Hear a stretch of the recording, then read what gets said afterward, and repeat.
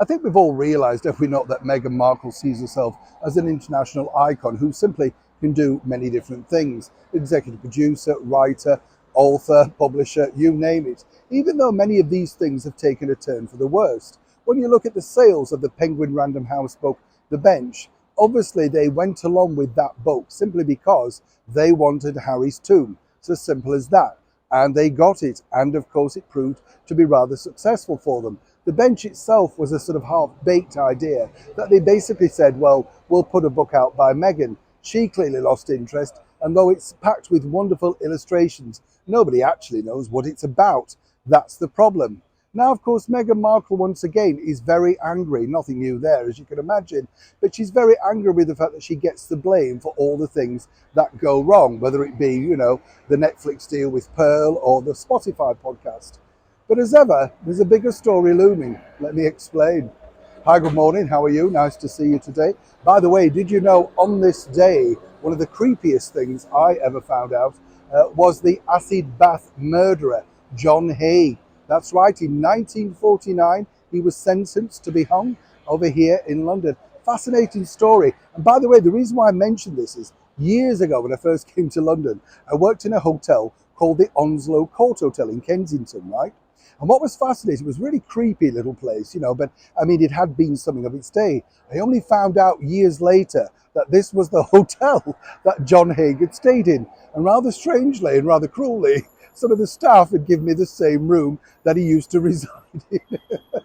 Yes, that popular. But when you think about it, what a sort of strange story, how he befriended the rich, got rid of them, and miraculously became rich himself. Back as ever to your breaking roll story of the day. This really centers upon the fact that Meghan Markle herself truly believes this.